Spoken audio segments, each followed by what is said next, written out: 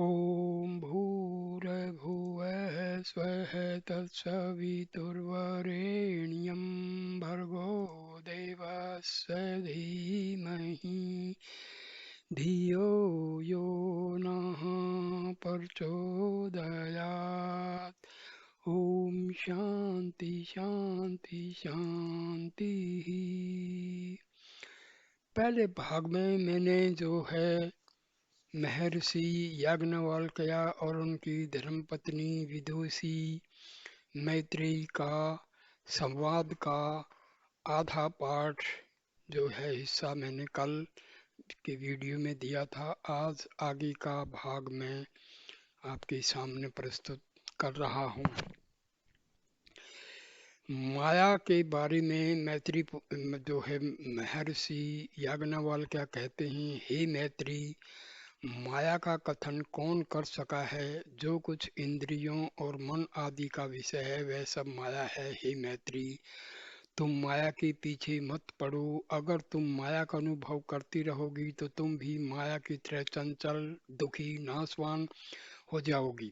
संग का बड़ा असर होता है। संग ही से अच्छे बुरे हो जाते हैं और बुरे अच्छे हो जाते हैं। सुसंग बनाता है, कुसंग बिगाड़ता है। संग दो प्रकार का होता है, एक देही संग, दूसरा आत्मिक या वृत्ति संग। देही संग एक जगह जीवों के रहने से होता है और आत्मिक संग मन, वृत्ति या ख्याल को किसी के साथ लगाने से होता है। देही संग का असर कम होता है पर आत्मिक संग का असर इतना बड़ा होता है कि कभी साधक साध्य की तरह हो जाता है और कभी साध्य साधक की तरह हो जाता है। जैसे हिरण्यकशिपु सदा विष्णु भगवान को अपने मन में शत्रु भाव से देखता था, यानी उसकी वृत्ति दुष्ट भाव करके परमात्मा से लगी हुई या निरंतर संग किए हुए रहती थी। इस कारण उसका जीव शरीर त्यागने के पश्चात प्रभु के ऐसा होकर उसमें लीन हो गया। यह उदाहरण साधक के साधय हो जाने का है।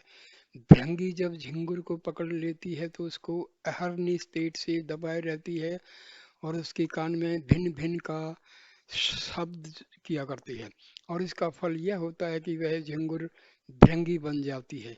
यह साधक के साधक होने का उदाहरण है। अगर साधक बलवान है तो साधक को अपना ऐसा बना लेता है, और अगर साधक बलवान है तो वह साध्य को अपना जैसा बना लेता है। हे मैत्री, इसी वास्ते ब्रह्मवादियों ने माया का बहुत कथन नहीं किया है, क्योंकि उसका कथन करना व्यर्थ है। उसकी अधिष्ठान चेतन का कथन श्रुति बारंबार करती है, ताकि मुमुक्षु पुरुषों की वृत्ति उसमें लगकर उसी सच्चिदानंद को प्राप्त हो जाए और आवागमन से रहित हो जाए। हे मैत्री, जब पुरुष कोई देखी हुई वस्तु, जगह या दूसरे पुरुष को स्मरण करता है तो चाहे वह कितनी ही दूर पर होवे और मध्य में चाहे कितनी ही व्यवधान पड़े, किसी को न देखकर स्मृति ज्ञान चक्षु वहीं पहुंचकर उस वस्तु, जगह या पुरुष को ऐसी साक्षात दिखाती है कि मानो वह नेत्र के सामने ही खड़े हैं। इसी प्रकार ज्ञानी पुरुषों के मन रूप नेत्र माया और माया के कार्य को न देखते हुए उसके अधिष्ठान चेतन विपे निरंतर ऐसी टकटकी बांधे रहते हैं, जैसे कि चकोर चंद्रमा की ओर, और उनके हृदय रूपी कुमोदिनी चंद्रमा रूपी चेतन आत्मा की तरफ मुंह फिरते ही आनंद से खिल जाती है और उसके रस का स्वाद लेने लगती है। या जैसे मधुकर खिले हुए कमल के अभ्यंतर प्रवेश कर पराग का रस लेता है और उसके इर्द गिर्द की सामग्री से कोई प्रयोजन नहीं रखता, यहाँ तक कि उनकी ओर देखता भी नहीं है। इसी तरह से ज्ञानी का मन रूपी भंवर चेतन रूपी पराग पर बैठकर मस्त हो जाता है और माया जो चेतन को आच्छादित किए रहती है उसकी तरफ दृष्टि भी नहीं डालता है, इसलिए उसके होते हुए भी वह न होने के बराबर है। हे मैत्री, जितने लोग हैं वे दूसरे करके प्रकाशमान हैं, स्वयं प्रकाशमान नहीं है, पर आत्मा स्वयं प्रकाशमान है। इसको न सूर्य, न चंद्रमा, न तारागण, न अग्नि प्रकाश कर सके हैं। स्वप्न अवस्था में ये आत्मा अपने प्रकाश करके सब पदार्थों को देखता है। वह सूर्य, चंद्र, तारागण, पृथ्वी, जल, वायु, अग्नि, आकाश, वृक्ष, जीव जंतु, कीड़े मकोड़े, नदी नाले, पहाड़, देव, किन्नर, मनुष्य आदि सबको अपने में उत्पन्न करके उनके साथ विहार करता है, और जो सुषुप्ति में जाता है किसी का पता नहीं लगता है। सबको अपने में लोप कर लेता है, जैसे मकड़ी अपने से जाले को उत्पन्न करके अपने में ही लय कर लेती है। हे मैत्रेयी, दुख और भय अंतःकरण विशिष्ट चेतन को होता है, केवल चेतन आत्मा को नहीं। सुषुप्ति अवस्था में मन, बुद्धि और अहंकार लय रहते हैं, केवल चेतन आत्मा जागता रहता है। जब पुरुष सुषुप्ति अवस्था में होता है, तब अगर उसके पास चाहे शत्रु तलवार लेकर मारने के वास्ते खड़ा हो, चाहे राजा पकड़ने को सत्य आया हो, चाहे मृत्यु भगवान लेने के वास्ते पधारे हों, वह सोया हुआ पुरुष अपने आनंद में मस्त है। मगर जो मन, बुद्धि, अहंकार जागृत अवस्था को प्राप्त होते हैं और पुरुष उठकर बैठ जाता है, तभी उसको भय होने लगता है। वह शत्रु आदि को देखकर भागता है। इससे प्रत्यक्ष है कि चेतन आत्मा निडर है, शोक रहित है, नाश रहित है। हे मैत्री, इस गति को वही जीते जी प्राप्त होता है जिसकी वृत्ति अपने लक्ष्य चेतन आत्मा से कभी नहीं हटती है। हे मैत्री, सुनो, जब द्रोणाचार्य ने अपने शिष्य गण पांडवादि को अस्त्र शस्त्र विद्या में निपुण करके देखना चाहा कि सब में कौन शिष्य श्रेष्ठ है, इस प्रयोजन से एक अति छोटी चिड़िया लकड़ी की बनवाकर उसकी टोंट जो एक तिल के बराबर थी, उसको लाल रंग कर एक दूर के वृक्ष की चोटी पर खड़ी कर दी और अपने शिष्यगण राजपुत्रों से कहा कि हर एक तुम में से बाण अनुसंधान करो और चिड़िया की टोंट को लक्ष्य करके बताओ कि तुम क्या क्या देखते हो। युधिष्ठिर ने लक्ष्य लगाकर कहा कि मैं आपको, वृक्ष को और सब आपके शिक्षित शिष्यों को और चिड़िया के पूरे शरीर को देखता हूँ।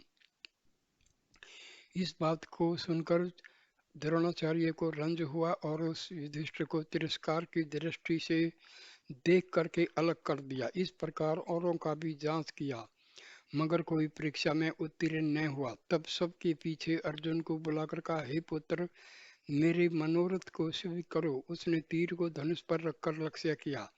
तब द्रोणाचार्य ने कहा, तुम किस किस को देखता है? उसने कहा कि हे महाराज, चिड़िया की टोंट के अग्रभाग के सिवाय और कुछ नहीं देखता हूँ। मेरे को न अपना, न वृक्ष का, न पृथ्वी का, न आकाश का और न मनुष्य आदि का पता है। मुझको जो कुछ दिखता है वह चिड़िया की टोंट दिखाई देती है। द्रोणाचार्य बड़े प्रसन्न हुए और कहा, तीर चला। उसने तीर चला, धम से चिड़िया नीचे गिर पड़ी। हे मैत्री, जब चित्त की वृत्ति ऐसी ही लक्ष्य रूपी आत्मा में लगती है, तब पुरुष अवश्य ब्रह्म को प्राप्त होकर संसार के दुखों से छूट जाता है। देखो, एक कहानी का रूप दिया है, लेकिन बहुत बड़ी बात इसमें कही गई है। जब हम मेडिटेशन में बैठते हैं ना, उस टाइम केवल हमारा एक ही लक्ष्य होना चाहिए कि मैं आत्मा हूँ। ये भी जो है कंसंट्रेशन में होना चाहिए, मैं आत्मा हूँ, मैं आत्मा हूँ। जब इसका अभ्यास हो जाएगा और ध्यान हमारा उच्च अवस्था में पहुंच जाएगा, तो समझो हमारा जो है सेल्फ रियलाइजेशन, आत्म साक्षात्कार का समय पहुंचा हुआ हो जाता है।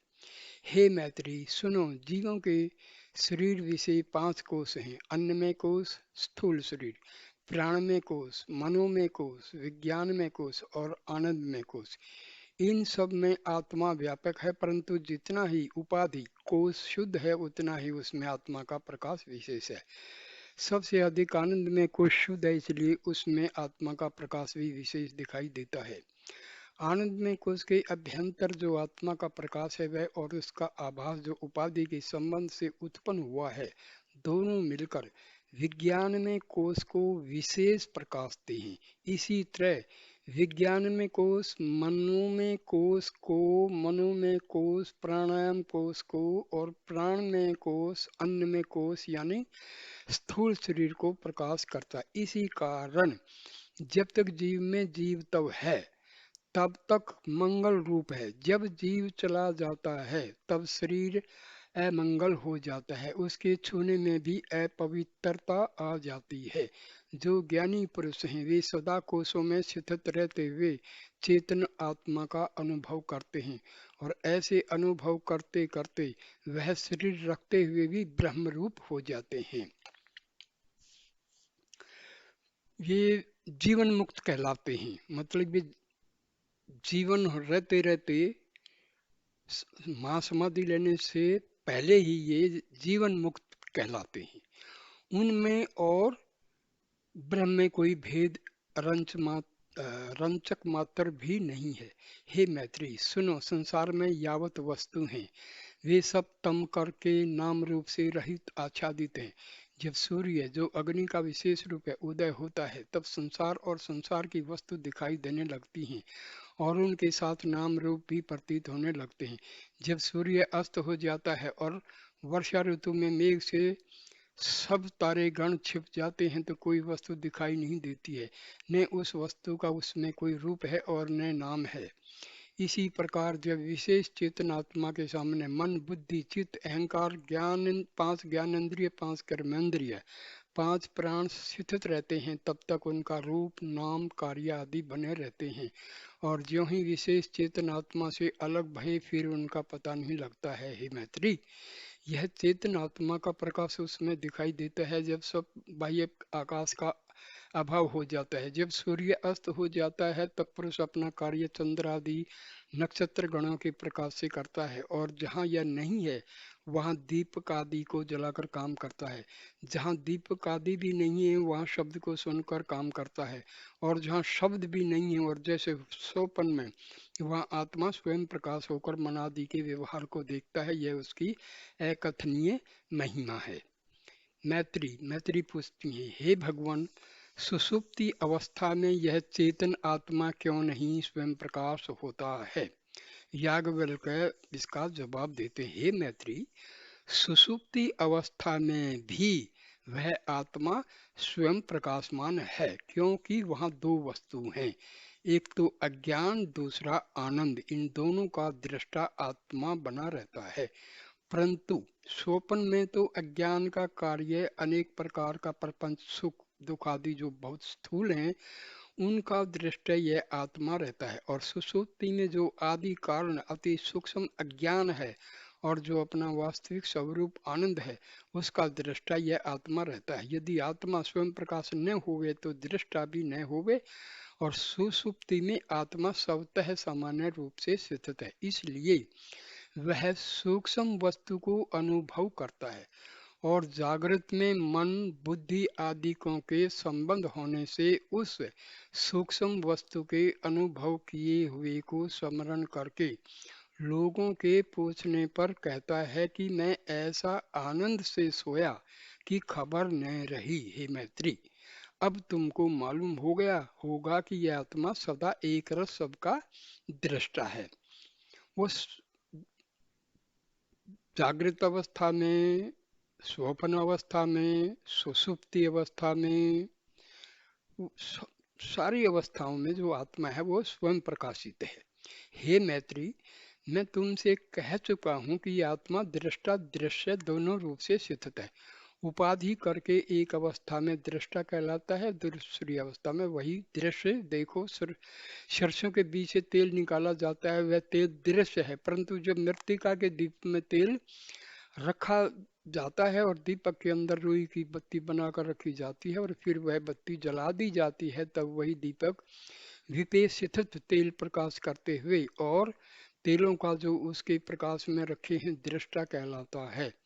ऐसे ही सामान्य चेतन आत्मा व्यापक होकर स्थित है और जो कुछ शब्द स्पर्श रूप रस गंध आकाश वायु अग्नि जल पृथ्वी आदि के हैं सब वही रूप हैं और इस अवस्था में न वह दृष्टा है और न दृश्य। पर जब आत्मा मन बुद्धि आदिकों के संग करके सामान्य अंश से विशेष अंश को प्राप्त होता है तब वह दृष्टा है और सब दृश्य हैं। दृष्टा दृश्य में वास्तविक करके कोई भेद नहीं है पर अवस्था करके भेद है। जैसे समुद्र और लहर में जल और बर्फ में सोना और सोने की अंगूठी में से कोई भेद वास्तव करके नहीं है पर अवस्था करके अवश्य है। मैत्री जैसे अंगूठी है और औरत का हार है, दोनों में बेसिक चीज क्या है? सोना है, ठीक है ना। तो हम अंगूठी और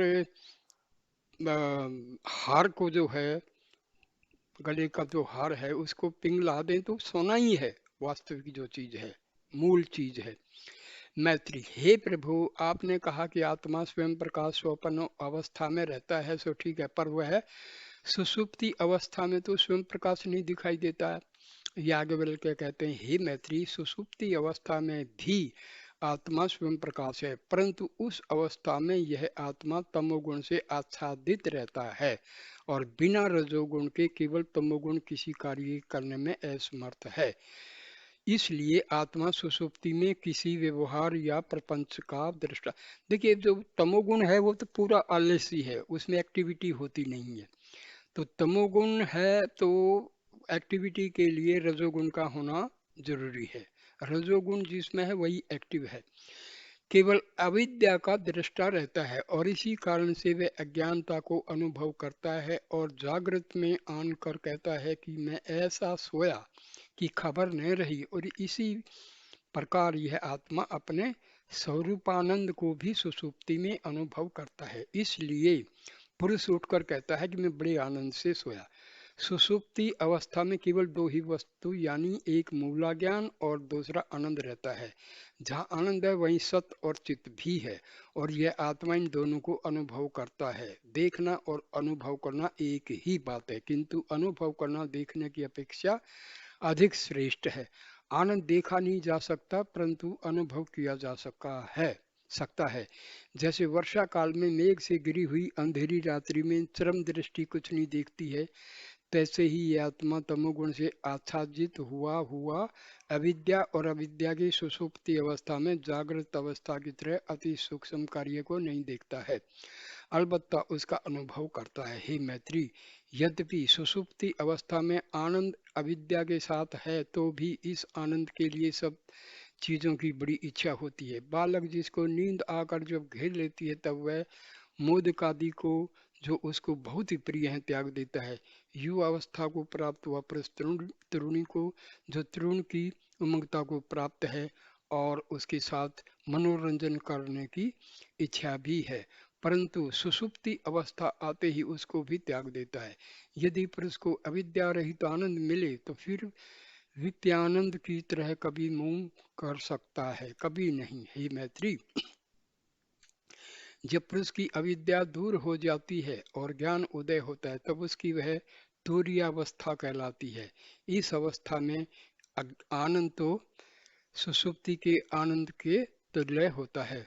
ये जो तुरीय है ये है सुपर कॉन्शियस स्टेट, जिसमें मन जो है, मन और ईगो खत्म हो जाते हैं और ज्ञान जागृत के ज्ञान के तुल्य होता है। इस अवस्था में निरंतर ब्रह्माकार वृत्ति बनी रहती है। जब पुरुष अपने सच्चिदानंद स्वरूप के समुद्र में मगन हो जाता है तब उसकी वह अवस्था तुरीयातीत कही जाती है। तुरीयातीत का मतलब तुरीयावस्था से भी ऊपर, ब्रह्म में समझो एक प्रकार से लीन होना। तुरीयातीत को प्राप्त हुए पुरुष का शरीर 21 दिन से अधिक नहीं रहता है क्योंकि वो ब्रह्म लीन कहलाता है।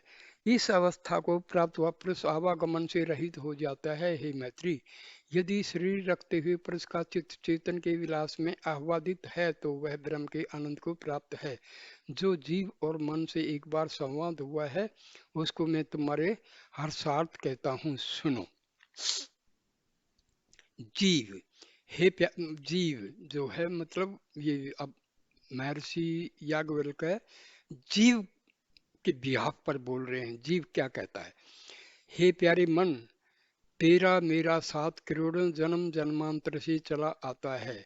तूने अपनी हरी भरी वाटिका दिखाकर मुझको मोहित कर रखा है और अपने को भूलकर मैं तेरा दास बन गया हूँ। बता तू कौन है और अब तेरी क्या इच्छा है? मन क्या जवाब देता है? हे जीव, यद्यपि आप इच्छा रहित हैं पर मेरे प्रसाद द्वारा आपने क्या क्या नहीं भोगा है। राजा हुए, महाराजा हुए, सूरवीर हुए, इंद्र कहलाए, पर्वत वृक्ष आदि जड़ पदार्थों से मैंने आपको निकाला, समुद्र आदि से बाहर लाया, कीड़े मकोड़े पशु पक्षी की योनि से मनुष्य योनि को प्राप्त किया और फिर ब्रह्म ऋषि योनि को प्राप्त किया। अब आप मुझसे पूछते हैं कि मैं कौन हूँ और क्या मेरी इच्छा है। जीव बोलता है, हे मन, तूने उत्कृष्ट योनियों को तो कहा, पर निकृष्ट योनियों को जो तेरे सबब से मुझको प्राप्त हुई तूने नहीं कहा। मैं अब उन बुरी योनियों को अनुभव करके पछताता हूँ। तुझ करके मैंने अनेक दुख उठाए हैं। स्वर्ग से नरक को गया, देव से चांडाल बना, मलमूत्र में पड़ा रहा, फिर जो जो दुर्दशा हुई है उसको मैं ही जानता हूँ। मन जवाब देता है, हे जीव, साथ में अच्छा और बुरा दोनों भोगने पड़ते हैं। आप मेरा हाल नहीं देखते हैं कि विषयों के साथ विषयाकार मेरी वृत्ति होती है और ब्रह्म के साथ ब्रह्माकार वृत्ति होती है। विषय के साथ दुख उठाता हूँ क्योंकि विषय दुख रूप है, और ब्रह्म के साथ आनंद भोगता हूँ क्योंकि ब्रह्म आनंद रूप है। जीव, हे मन, मालूम होता है कि किसी महात्मा ने तेरी वृत्ति फेर दी है। यह तेरी वृत्ति की ब्रह्म आनंद रूप है और इसके साथ मिलकर आनंदित हो जाता हूँ। बिना उपदेश किसी ब्रह्मनिष्ठ आचार्य के नहीं हो सकती है। मन कहता है, हे जीव, क्या आपको मालूम नहीं है कि जब मुझ करके प्रेरा हुआ अज्ञानता में पड़कर बहुत काल पर्यंत आपने दुख उठाया था, और फिर अपने न्यून पुरुषार्थ करके कुछ काल शुभ कार्य किया और फिर सुख भोग करके मृत्यु लोक में आई और ऊपर के लोकों को गई। इस तरह आपको जाते आते जब घृणा हुई तब आपने विवेक, वैराग्य, षट संपत्ति और मुमुक्षुता का आश्रय किया और निष्काम कर्मों को करके मेरे को ईश्वर की ओर लगाया। हे जीव, यद्यपि आप अजर अमर निसंग निष्काम वासना रहित ज्ञान स्वरूप आनंद स्वरूप हैं, पर जो आपने मेरे में अपना घर बना लिया है, इसलिए जैसे जैसे मेरी वृत्ति होती है वैसे वैसे आप भी भासने लगते हैं। जैसे कोई चिड़िया एक छोटी पतली डाली पर बैठी हुई है, जैसे जैसे डाली हिलती है वैसे वैसे भी हिलती प्रतीत होती है, यद्यपि वह अपनी इच्छा से कभी नहीं हिलती है। हे जीव, बिना मेरी कृपा के आपका उद्धार कभी नहीं हो सकता है। जीव जीव कहता है, हे मन, यह तेरा कहना तब तक ठीक था जब तक मैं अपने स्वरूप से च्युत था। तू क्या अपने को स्वयं चेतन समझता है? तू बिल्कुल काष्ठवत जड़ है। तू कार्य के करने में असमर्थ है। मेरी सत्ता को लेकर तू शक्तिमान है। मेरी सत्ता से पृथक तेरी कोई सत्ता नहीं है। मैंने जब तक अपने को तुझसे अलग नहीं जाना था तब तक मैं तेरे साथ दुख सुख भोगता था। सुन, मैं तुझसे एक और वार्ता कर। देखिए, माइंड का कोई इंडिपेंडेंट एग्जिस्टेंस नहीं है। माइंड का माइंड कहाँ से शक्ति लेता है? आत्मा से। इसका सोर्स क्या है, स्रोत क्या है? आत्मा। माइंड जो है वो आत्मा से पैदा होता है। माइंड की जितनी एक्टिविटीज हैं उनकी पावर शक्ति मिलती है आत्मा से। ठीक है ना? एक समय एक सिंगनी बच्चा देते समय मर गई। उस बच्चे को एक गडरिये ने पाला और वह भेड़ों के साथ रहने लगा। रहते रहते उसने भेड़ के सब गुणों को ग्रहण कर लिया और अपने को एक भेड़ समझने लगा। एक दफा एक सिंह ने उसको देखा, सोचा कि यह हमारी जाति का है। यह भेड़ कैसे हो गया? उसके ऊपर दया आई और कूद कर उसको पकड़ लिया। वह चिल्लाया और रोने लगा, मैं भेड़ हूँ, तू मुझको मत खा। उसने कहा, तू भीड़ नहीं, तू तो सिंह है। जब उसको किसी तरह से भी विश्वास नहीं आया तब उस सिंह ने उसको ले जाकर एक कुएं की जगत पर खड़ा होकर कहा कि तू अपने मुंह को और मेरे मुंह को कुएं के पानी में देख और बता, कोई भेद है? उस बच्चे ने वैसे ही किया और कहा कि कोई भेद नहीं मालूम होता है। तब फिर सिंह ने कहा कि अपने आकार को भेड़ों के आकार से मिलता कर कि नहीं। उसने वैसा ही करके कहा कि भेड़ों से मैं भिन्न हूँ। तब अ, सिंह ने कहा कि अपने आकार को भेड़ों के आकार से मिला, क्या वो मिलता है कि नहीं? उसने वैसा ही करके कहा कि भेड़ों से मैं भिन्न हूँ। तब सिंह ने कहा कि जैसे मैं बोलता हूँ कूदता हूँ वैसे ही तू भी कर। वह वैसे ही गर्जने लगा और कूदने लगा। सिंह ने कहा, मैं सिंह हूँ, पराक्रमी हूँ, ये सब भेड़ मेरे भोग हैं, मेरी गर्ज के सामने ये कोई ठहरते नहीं हैं। तू भी मेरी तरह गर्ज। उसने गर्जा, सब भेड़ें भागी। वह बच्चा हंसा और अपने वास्तविक स्वरूप को पा करके अपने को सिंह अनुभव करने लगा और आनंद को प्राप्त हुआ। ये जो दिया है एग्जाम्पल, ये क्या है कि हमारी आत्मा जो है ईगो और मन के प्रभाव में आकर के अपना अस्तित्व एक प्रकार से भुला देते हैं। हम अपने अस्तित्व को भुला देते हैं। हम आत्मा का जो अस्तित्व है मन और ईगो के चक्कर में पड़ के उस आत्मा के अस्तित्व को कंप्लीटली भुला देते हैं, जैसे कि शेर के बच्चे के साथ हुआ था। मैं अपने असली निर्भय अविनाशी स्वरूप को प्राप्त होकर आनंद को प्राप्त हूँ, अब तू भाग नहीं तो तुझको भक्षण कर जाऊंगा। मन, वह आपने अच्छा साथ का बदला दिया। धर्म शास्त्र में लिखा है कि अगर कोई किसी के साथ 7 पद पर्यंत चले तो वह उसका मित्र बन जाता है और फिर उसका साथ नहीं छोड़ता है। मैंने आपका साथ करोड़ों वर्षों तक किया, आप अब मुझको भक्षण करने को तैयार हो। सुनो, युधिष्ठिर महाराज ने कुत्ते को जिसने केवल 1 महीने का साथ किया था स्वर्ग को ले जाने को तैयार हुए। जब भगवान कृष्णचंद्र महाराज ने शरीर को त्याग किया और पांडवों ने रहना पृथ्वी पर अयोग्य समझा, तब उन्होंने परीक्षित महाराज को राज्य देकर शरीर त्यागार्थ हिमालय पर्वत को सिधारे। उनके साथ एक कुत्ता भी हो लिया। जहाँ जहाँ वह ठहरते वहाँ वहाँ वह भी ठहरता था और जो कुछ वह खाते थे वह भी खाता था। जब भीम, अर्जुन, सहदेव, नकुल और द्रौपदी का देह त्याग हो गया, केवल धर्मारूढ़ सत्यवादी श्री युधिष्ठिर महाराज बाकी रह गए। तब स्वर्ग लोक से ऐसा प्रकाश करता हुआ विमान चला आता था मानो चंद्रमा गगन मंडल से नीचे के लोक पर प्रकाश करता हुआ और आनंद की वर्षा करता हुआ चला आता है। और जब हिमालय की शीतल भूमि पर पहुंचा, देवगण जो महाराज को लेने आए थे हाथ जोड़कर नम्रता पूर्वक कहा कि हे स्वामी, हे सत्यवादी पुरुष, आप संदेश स्वर्ग को चलिए और अपने पुरुषार्थ से उत्पन्न किए हुए भोगों को भोगिए। युधिष्ठिर महाराज ने उत्तर दिया कि पहले इस कुत्ते को जिसने मेरा साथ 1 महीने तक दिया है विमान पर बैठा लो, उसके पीछे मैं भी बैठ लूंगा।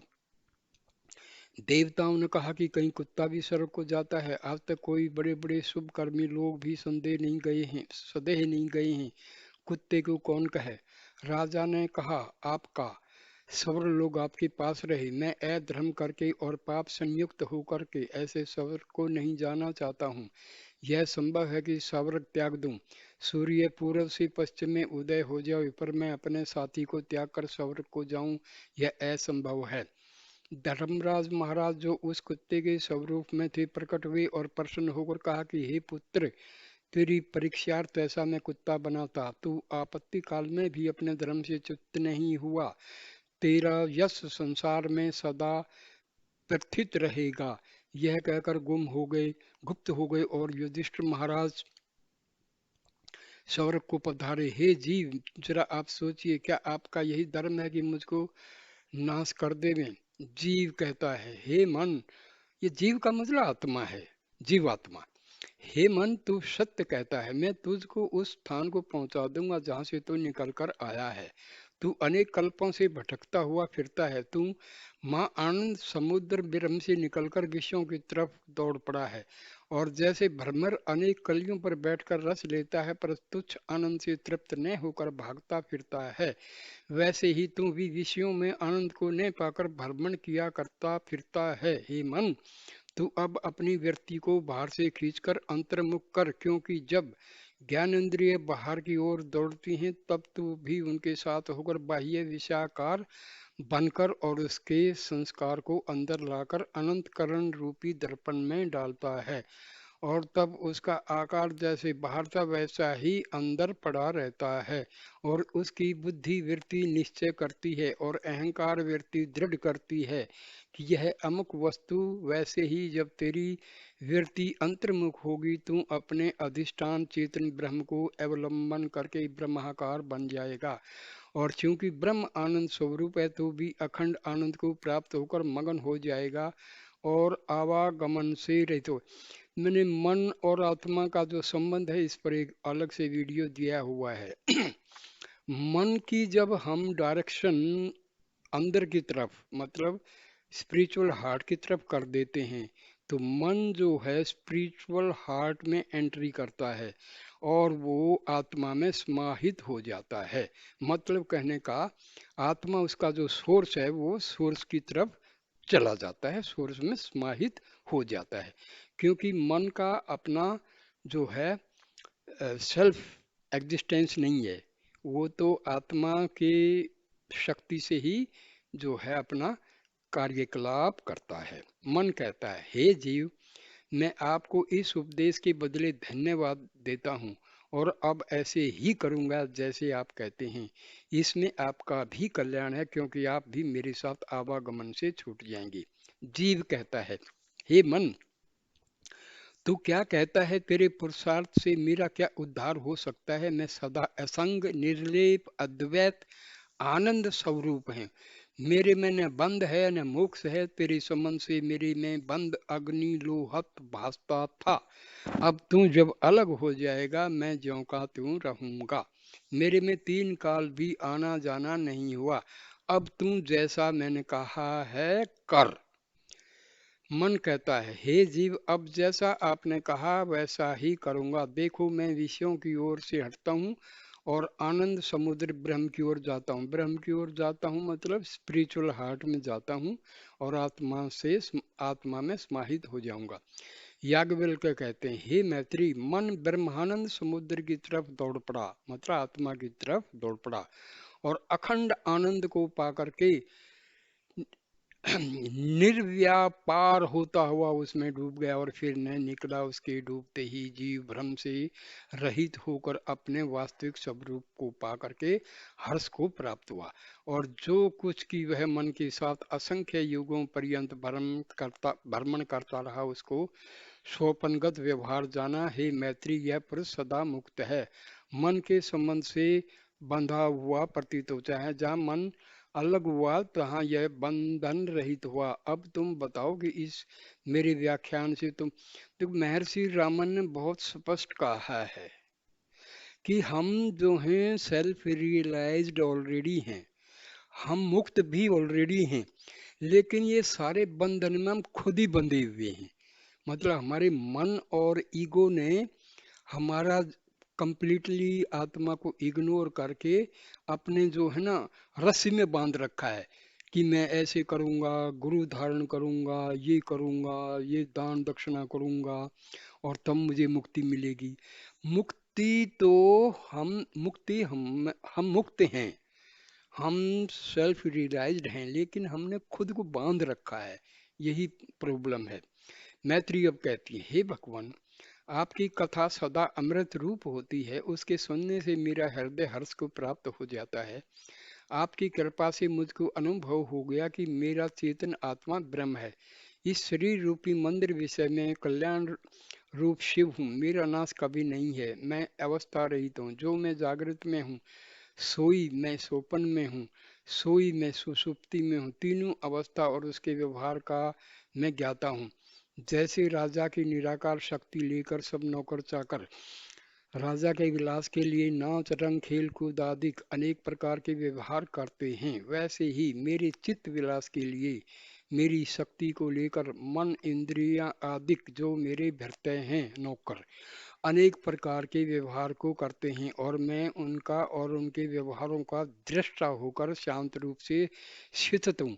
राग द्वेष शोक मोह काम क्रोध आदि अंतःकरण के धर्म हैं, अक्षुदा पिपासा प्राण के धर्म हैं और जन्म मरण स्थूल शरीर के धर्म हैं। मैं इन सब धर्मों से रहित हूँ, मैं मुक्त स्वरूप हूँ, मेरे को अब कुछ भी कर्तव्य नहीं है।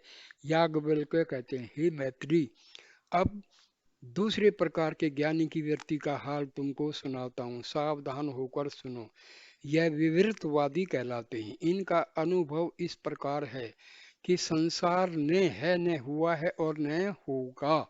जो कुछ दिखाई देता है वह केवल अधिष्ठान आत्मा में भास आया है और इसलिए असत्य है। जैसे स्वप्न की सृष्टि स्वप्न में भास आती है और जागृत या सुषुप्ति होते ही नष्ट हो जाती है, वैसे ही यह संसारी सृष्टि अज्ञान दिशा में भासती है। भासती का मतलब दिखाई देती है, अनुभव में आती है। ज्ञान होते ही इसका कहीं पता नहीं लगता है। हे मैत्री, ईश्वर के समष्टि मन बीते ईश्वर की सृष्टि संपूर्ण जगत भास आता है, और जीव के व्यष्टि मन विषय जीव की सृष्टि भास आती है। जब ईश्वर का मन ब्रह्म में लय हो जाता है, तब कुल सृष्टि यकायक अभाव को प्राप्त हो जाती है। और जीव का मन जब सुषुप्ति विषय ईश्वर में लय हो जाता है, तब जीव की सृष्टि का पता नहीं लगता है। इससे तुम समझाई गई होगी कि कुल सृष्टि का आधार मन है। जिस विषय में मन लग जाता है वही दिखाई देता है, और उससे इतर अलग वस्तु का अभाव रहता है। सुनो, एक दिन एक राजा की सवारी निकली। उसके साथ घोड़े, हाथी, तोप, बंदूक, प्यादे सवार बड़ी धूमधाम से जाते थे। राह में एक बूढ़ा आदमी चित्त लगाए हुए रेखा गणित के एक उप सिद्धांत को सिद्ध कर रहा था। उसको नहीं मालूम हुआ कि कब राजा की सवारी आई और कब गई।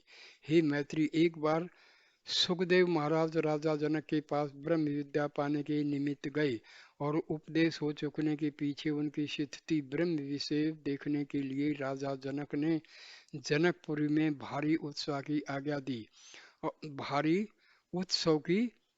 दी। और उनके अनुसार कहीं कोकिल वैनी अप्सराएं सुंदर स्वर ताल में गान करती थी वैनी अप्सराएं सुंदर स्वर ताल में गान करती थी। कहीं गाजे बाजे बज रहे थे, कहीं नाटकशाला में नटनी कूद फांद कर रही थी, कहीं विद्वानों का वाद विवाद हो रहा था, कहीं मल्लों का अखाड़ा जमा हुआ था। ऐसा धूमधाम मचा था कि इंद्र लोक से देवता भी विमानों पर बैठे हुए गगन मंडल से ऐसे सुंदर दृश्य को देख रहे थे।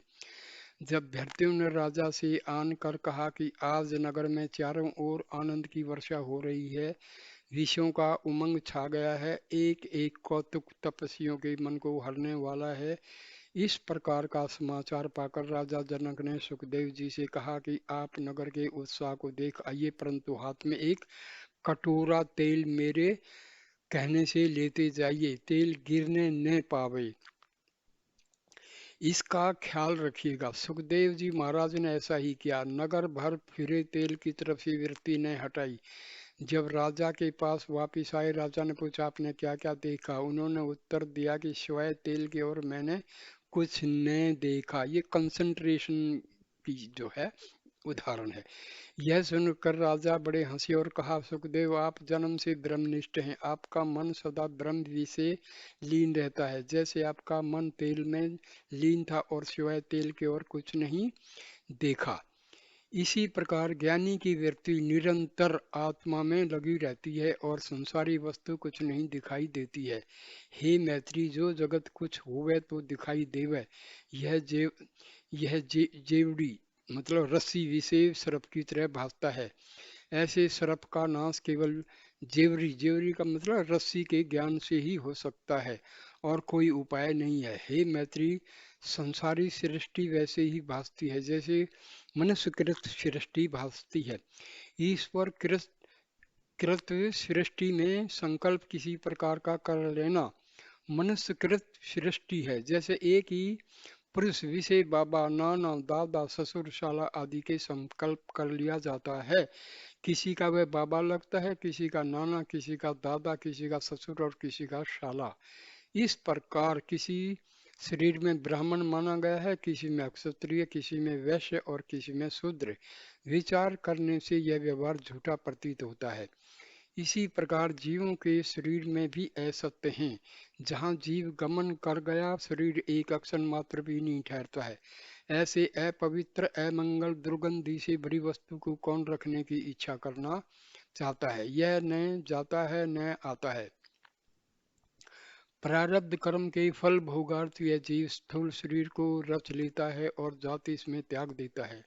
लिंग शरीर अलबत्ता जीव के साथ जाता है और आता भी है, और जितना ही उसकी वृद्धि नीचे या ऊपर को होती है, उतना ही शरीर को दुख या सुख होता है।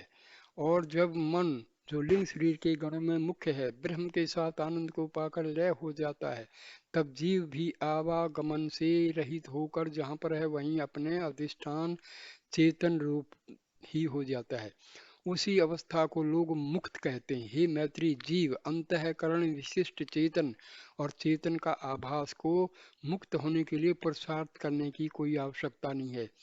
उसका लिंग शरीर जो 5 कर्मेंद्रिय, 5 ज्ञानेंद्रिय, 5 प्राण, मन, बुद्धि, चित्त, अहंकार का बना है, इस प्रकार शुद्ध क्रय नेत्र करके प्रकृति से उत्पन्न हुए मन को हरने वाली सुंदरता, सावलता से भरी हुई सुख का उद्दीपन करने वाली फल फूल वृक्ष पशु आदि स्त्री पुरुष को देखें और मन बुद्धि द्वारा अनुभव करें कि परमात्मा की शक्ति लेकर कैसे कैसे पदार्थ आश्चर्य युक्त प्रकृति ने अति सूक्ष्म तेज से बनाए हैं, और वह तेज विशेष अंश को प्राप्त होकर ब्रह्मांड को भस्म करने वाला हो सकता है। कान करके ईश्वर का गुणानुवाद सुने और मन बुद्धि आदि करके विचार करें कि एक अति सूक्ष्म शब्द से इतना बड़ा आकाश पैदा हुआ है, जिसमें सारा ब्रह्मांड असंख्य तारों सहित लटक रहा है, और उस शब्द में यह विभव है कि आजीवित को जीवित कर दे। में घ्राणेन्द्रिय द्वारा सुगंधि को भोगें और मन बुद्धि करके विचार करें कि ईश्वर की शक्ति लेकर माया ने गंध से इतनी बड़ी पृथ्वी रची है कि जिसका यह विभव है कि यावत संसार में भोग्य पदार्थ हैं वे सब पृथ्वी से उत्पन्न होते हैं और वे जीवों के जीवन में प्रथम तत्व हैं। जीव द्वारा सब भोग्य पदार्थों का स्वाद लेवे और मन बुद्धि करके अनुभव करें कि रस करके इतना बड़ा भारी प्रताप वाला समुद्र जल दिखाई दे रहा है, जो सब प्राणियों के जीवन का आधार है।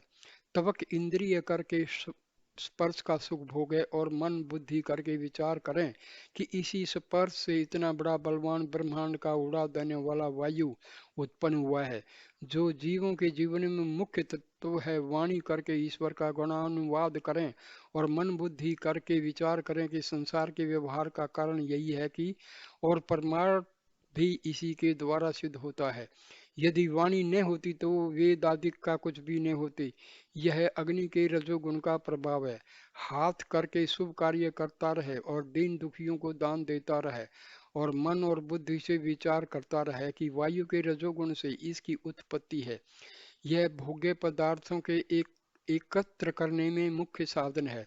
पाद इंद्रिय करके अच्छे अच्छे महात्माओं का दर्शन करें और उनका सत्संग करके अपने आत्मा को जानें, और मन बुद्धि द्वारा विचार करें कि यह पाद इंद्रिय आकाश के रजोगुण से उत्पन्न हुआ, यह भोग्य पदार्थों के उत्पन्न करने में बड़ा भारी सहायक है।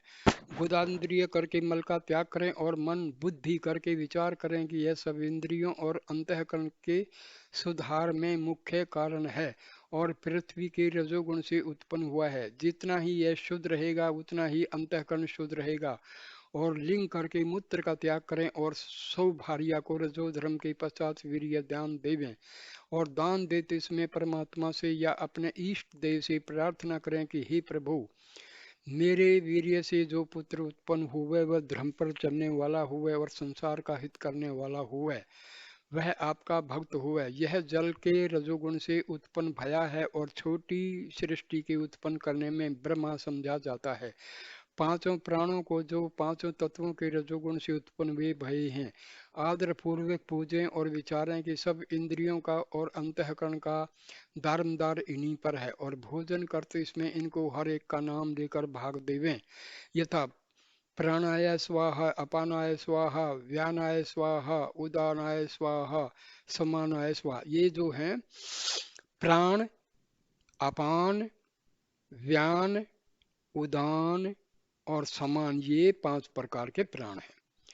हे मैत्री, जीव के आने जाने का यह प्राण वाहन है। जब पुरुष का समय निकट आ जाता है तो वह प्राण पाद से निकलकर ऊपर को जाता है, और जो जो ऊपर को जाता है त्यों त्यों नीचे का भाग ठंडा होता जाता है।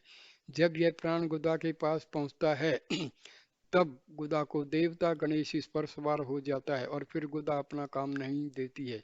जब प्राण लिंग के पास पहुंचता है तब लिंग से शिथित देवता ब्रह्मा उस पर सवार हो जाता है और तब लिंग इंद्रिय अपना काम नहीं दे सकता। जब प्राण नाभि तक पहुंचता है तब उस स्थान से शिथित विष्णु देवता उस पर सवार हो जाता है और वाणी का निकलना बंद हो जाता है। जब प्राण हृदय कमल के पास पहुंचता है तब उस जगह का रहने वाला शिव देवता उस पर सवार हो जाता है और सब ज्ञान इंद्रियों के देवता और मन बुद्धि चित्त अहंकार झट झट उस पर बैठ जाते हैं। जब प्राण देखता है कि सब संवार हो गए तब जो मार्ग कर्मानुसार खुल पाता है उस मार्ग से निकल जाता है और जहाँ जीव जाना चाहता है वहाँ प्राण पहुंचकर सब देवताओं को उनकी जगह पर उतार देता है और आप पांच रूप होकर सारे शरीर में स्थित हो जाता है और जीव राज गति पर बैठ अपने मंत्रियों सहित राज करने लगता है। ये मौत का दृश्य दिखाया है।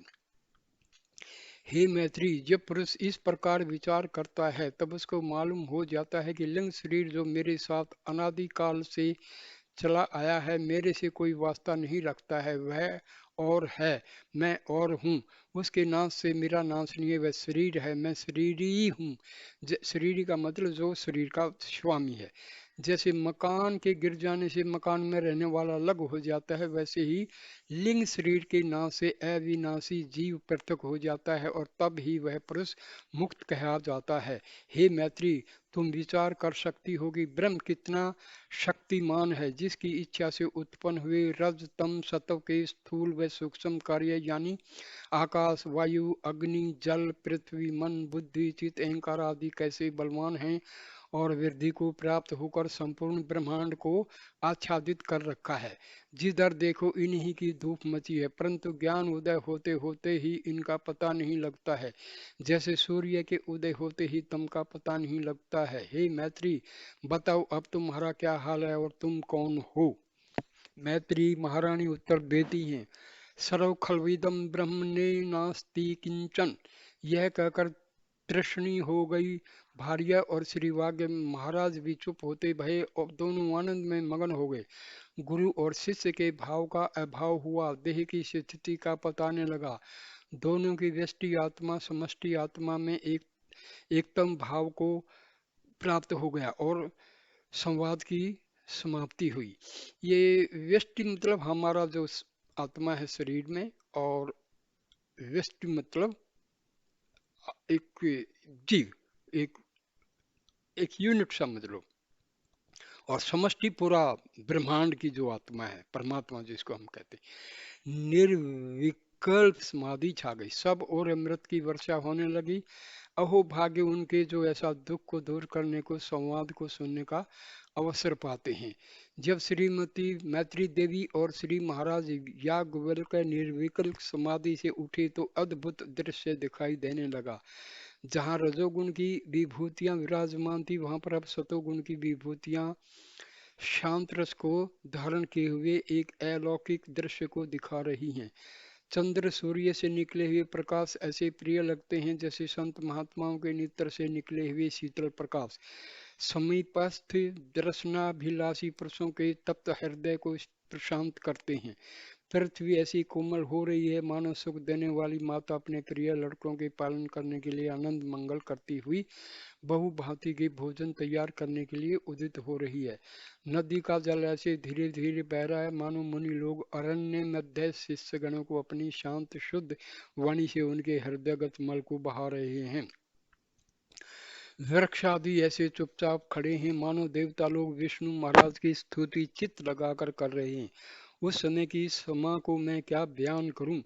मैं अपने को बड़ा भाग्यशाली समझता हूँ, अगर मैं भी ऐसे पुरुषों के पास बैठा होता। अब याज्ञवल्क्य महाराज मैत्री से पूछते हैं कि हे मैत्री, इस समाधि में तुमको कुछ मालूम भया या नहीं?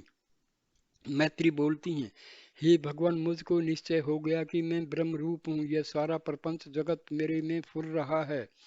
सुषुप्ति अवस्था में यह सूक्ष्म रूप से स्थित है, स्वप्न में भी यही अपने अंदर दिखाई देने लगता है और मैं इसका दृष्टा रहती हूँ, और जागृत में यही अपने से बाहर दिखाई देता है और तब भी मैं उसका दृष्टा हूँ। मेरे में घटना बढ़ना बदलना कुछ भी नहीं है। मैं अखंड एक रूप एक रस हूँ, मतलब आत्मा आत्मा घटना बढ़ना बदलना मन आदि में होता है। मैं अपने को सदा जानती हूँ। जब मैं सुषुप्ति में होती हूँ तब भी मैं अपने को जानती हूँ। मतलब भाई मैत्री ने जान लिया है कि मैं ना मन हूँ, ना मैं ईगो हूँ, ना मैं शरीर हूँ, मैं केवल आत्मा हूँ। तो ये आत्मा बन के मैत्री जवाब दे रही है कि मैं हूँ, क्योंकि सोकर जब उठती हूँ तब कहती हूँ कि मैं सोई थी। यदि मैं अपने को उस अवस्था में न जानती तो कैसे उठकर कहती कि मैं सो गई थी। यह स्मृति ज्ञान बिना जाने हुए कि नहीं होता है। हे भगवान, मैं अपने स्वरूप में स्थित हो गई हूँ, कभी इससे हटूंगी नहीं। महान आश्चर्य है कि ऐसे अद्वितीय मेरा स्वरूप है और मैं ही सारे जगत की कर्ता और अकर्ता दोनों हूँ। याज्ञवल्क्य कहते हैं, हे मैत्री, तुम सत्य कहती हो। जो कुछ देखती हो सत्य चित आनंद है, इससे इत्र और कुछ नहीं। इत्र का मतलब अलग। जब आम्र फल भली प्रकार पक जाता है और खाया नहीं जाता है, उसमें असंख्य कीड़े विहार करने लगते हैं, उनको भी सुख दुख मालूम होता है। अगर वे कीड़े पहले से ही सूक्ष्म स्वरूप करके न रहते तो फल के पकने पर न प्रतीत होती, और अनगणित कीड़े वृक्ष भर में भरे हैं। ऐसा कोई भाग नहीं है जो कीड़ों यानी जीवों से शून्य हो। सब जीव करके पूर्ण हैं और जीव ही चेतन है। इसी प्रकार सारे वनस्पति भर का हाल जान लेना। जैसे पृथ्वी पर जीव हैं, वैसे ही जल में, वैसे ही अग्नि वायु आकाश में, वैसे ही जितने लोक लोकांतर हैं सब में भरे हैं। चेतन महाराज की धूम मच रही है। जो विचारवान पुरुष हैं वे बारंबार उसको दंडवत करते हैं, और जो अविचारवान है उनको कुछ दिखता नहीं है। चेतन महाराज मतलब आत्मा। मैत्री, हे स्वामीन, अब मुझको यह नाटकशाला बहुत प्रिय लगती है। इसको देख करके और इसको अपने आधार से शून्य पा करके और निर्व्यय निराकार अगोचर आत्मा के आश्रय नाचता हुआ देख करके मैं अति प्रसन्न होती हूँ। याज्ञवल्क्य कहते हैं, हे मैत्री, आज तक किसी ने ईश्वर की ने माया की शक्तियों का हाल जान पाया है, ने कभी कोई जान पावेगा। इस अलौकिक दृश्य को देख करके मगन हो, आनंद उठाओ, और जो कोई प्यारा मिले उसको ज्ञान उपदेश कर आनंदित करो। अब चलो कुटी को चलें। और ओम हरि ओम हरि ओम हरि। दोस्तों, ये जो संवाद था यहाँ पर समाप्त होता है। ये संवाद जो है ब्रह्म विद्या का और आत्म विद्या का बहुत बड़ा संवाद माना गया है। ये हमारे उपनिषदों की बहुत बड़ी देन है। हमारे उपनिषद जो है ब्रह्म ज्ञान और आत्म विद्या से भरे हुए हैं। लेकिन देखिए, दुर्भाग्य है कि हम भूले बैठे हैं। लोगों को ये भी नहीं पता कि उपनिषद होता क्या है। चलो दोस्तों, अब मेरे वीडियो को लाइक करना, कमेंट करना, शेयर करना, और चैनल को ज़रूर ज़रूर सब्सक्राइब कर देना, ताकि हम जो अपना सनातन धर्म की सेवा करने का सोच रहे हैं उसमें आप भी सहायक बने। नमस्कार नमस्कार नमस्कार।